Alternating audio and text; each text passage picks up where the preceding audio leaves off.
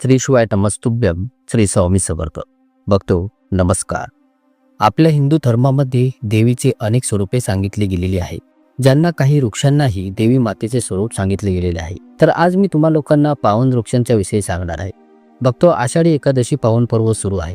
तर भक्तो, काही असे वृक्ष आहे जे की देववृक्ष व देवी वृक्षही बोलले गेलेले आहे, कारण की हे देवी देवतांच्या स्वरूप असतात आणि आपल्या धर्मामध्ये आपण यांना देवी देवता मानून यांची पूजा करतो.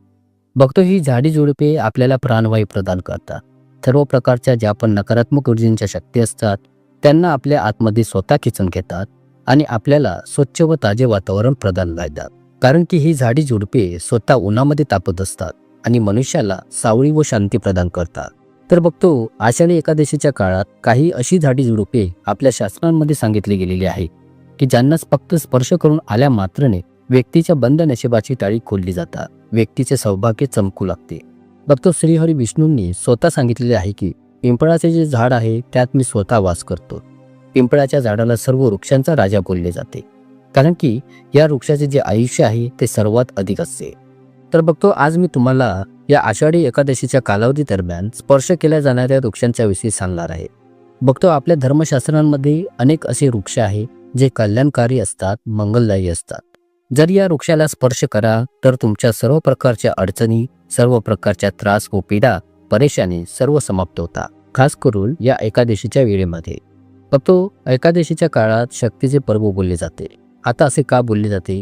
कारण की या वेळी ज्या अचेत वस्तू व शक्ती असतात त्याही चेतनायुक्त होऊन जातात. म्हणजेच यावेळी जी शक्ती आपल्या भूतलावर येते, तर जेवढी पण झाडी झुडपे आहे, जीवजंतू आहे, चल अचल अशा सर्व प्रकारच्या ज्या पण वस्तू आहे या सर्वांमध्ये प्राणहित होऊन जातो, शक्ती समाविष्ट होऊन जाते आणि हे जागृत होऊन जातात.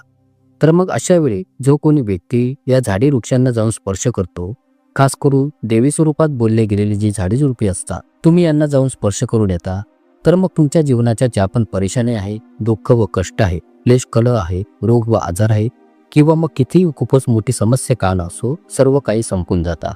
बघतो, आज मी तुम्हाला 3 रोपांच्या विषयी सांगणार आहे आणि या 3 वृक्षांना देववृक्षही बोलले जाते.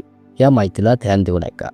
बघतो, खरे सांगायचे तर आषाढी एकादशी हे एक असे पर्व असते, हा एक असा कालावधी असतो की ज्यामध्ये तुम्हाला खूपच लांब पूजापाठ करावी लागत नाही.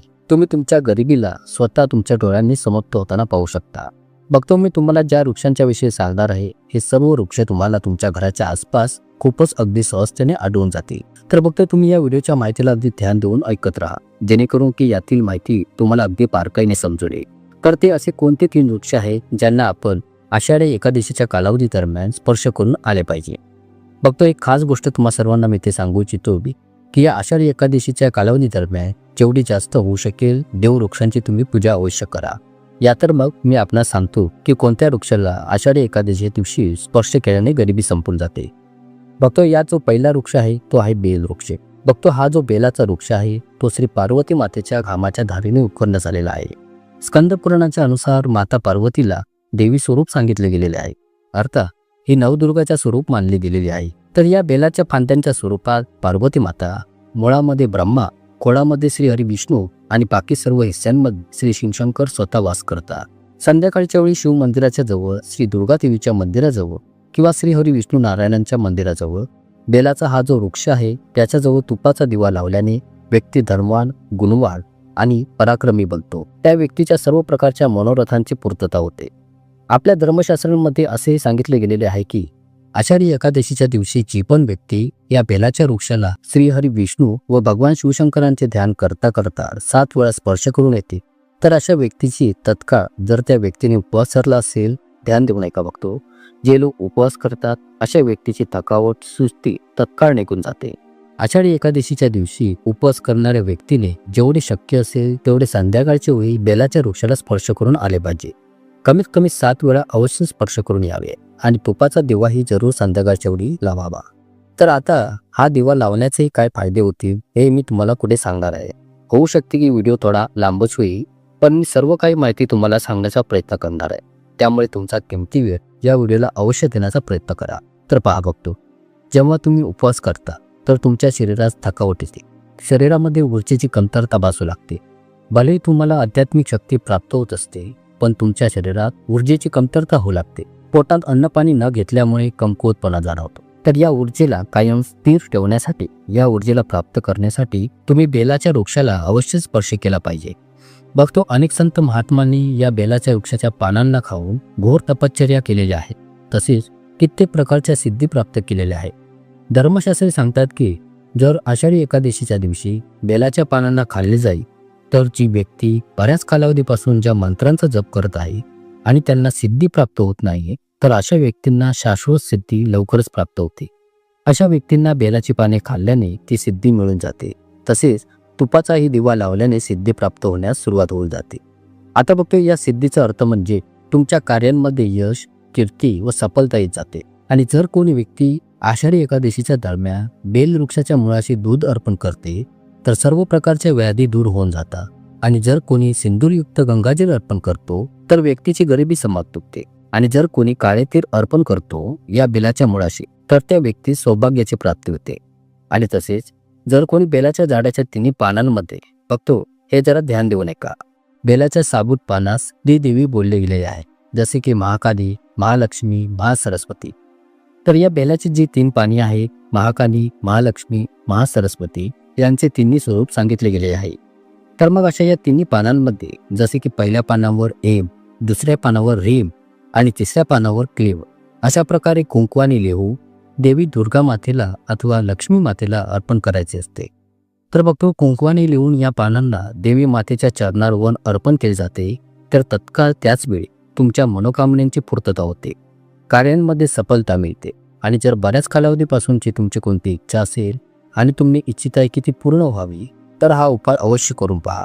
याच्या मुळामध्ये बघतो ध्यान देऊ नये का, या बेलाच्या झाडाच्या मुळामध्ये जर कोणती तांब्याची अंगठी असेल, जसा की हा तांब्याचा धातू हा मंगळ ग्रहाशी संबंधित असतो, तर जर आषाढी एकादशीच्या दिवशी या वृक्षाच्या मुळामध्ये तांब्याची जी अंगठी अथवा रिंग असते, हिला जर तुम्ही तिच्या मुळाशी खणून तिथे पुरून ठेवता आणि पूर्ण एकादशी संपेपर्यंत यास पुरून ठेवता आणि यानंतर तुम्ही यास तुमच्या पोटात धारण करता, तर ती अंगठी जागृत होऊन जाते. कारण की जो बेलाचा वृक्ष आहे तो स्वयं जागृत बोलला गेला आहे. आषाढी एकादशी दिवशी या वृक्षाचा जो पोहरा असतो त्याची जी ऊर्जा असते ती जास्तीत जास्त वाढलेली असते.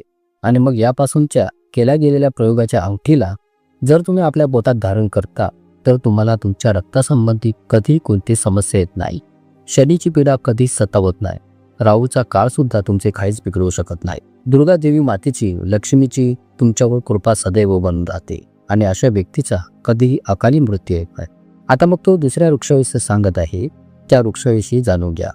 मी ज्या दुसऱ्या वृक्षाविषयी सांगत आहे तो शमीचा वृक्ष आहे. बघतो या शमीच्या वृक्षाला स्वयं जगदंबेचे स्वरूप बोलले गेलेले आहे. या वृक्षावर स्वयं देवी जगदंबा साक्षात विराजमान राहते. आणि जर कोणीही व्यक्ती जर या आषाढी एकादशीच्या संध्याकाळच्या वेळी या वृक्षाच्या खाली जाऊन धूपदीप जळवतो, धूर दुपारच दाखवतो, तर त्याची सर्व प्रकारच्या परेशानी दूर होतात.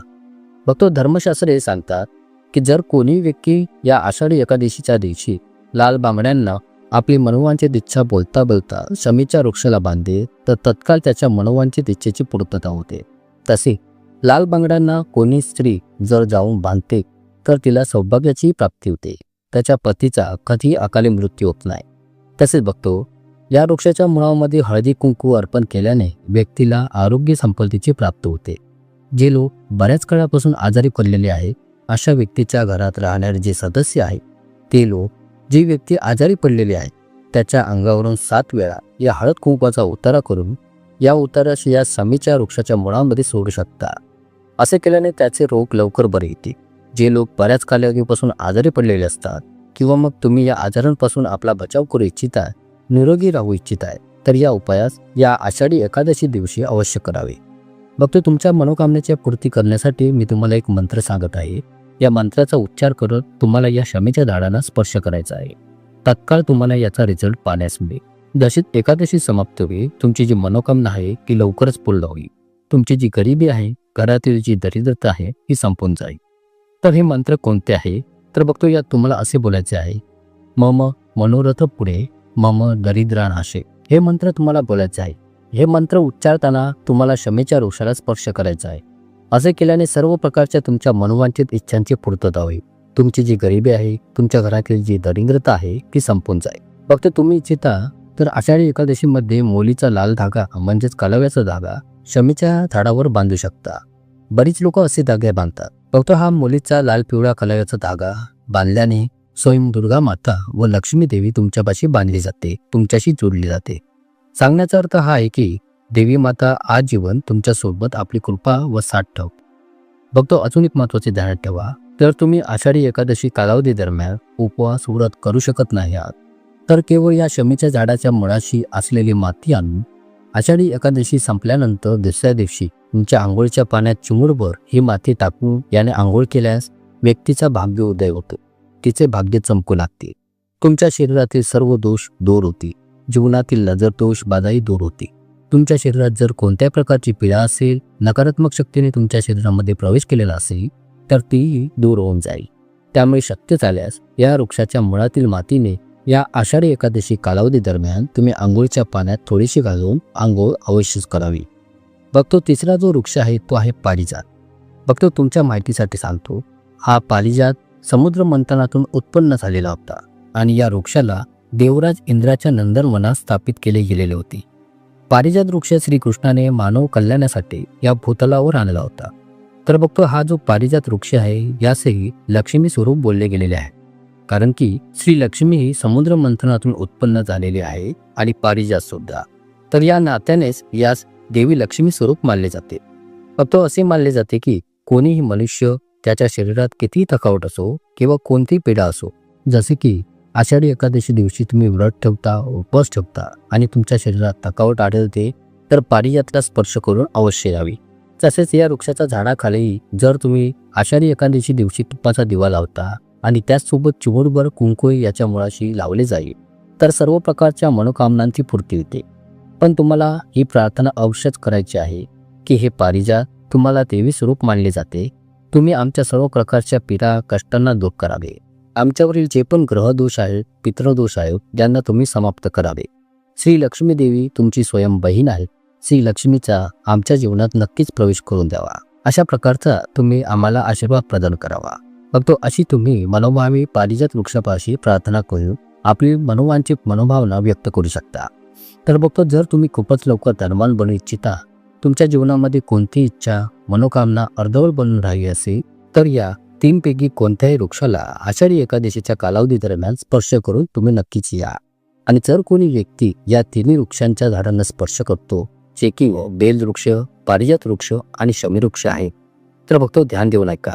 या 3 झाडांना स्पर्श जो कोणी व्यक्ती करतो, तर अशा व्यक्तीची कार्ये सफल होण्यापासून, अशा व्यक्तींच्या मनोवांछित इच्छा पूर्ण होण्यापासून या संसारातील कोणतीच शक्ती अडवू शकत नाही. आशा करतो तुम्हाला ही माहिती नक्कीच आवडली असेल. खूप खूप धन्यवाद.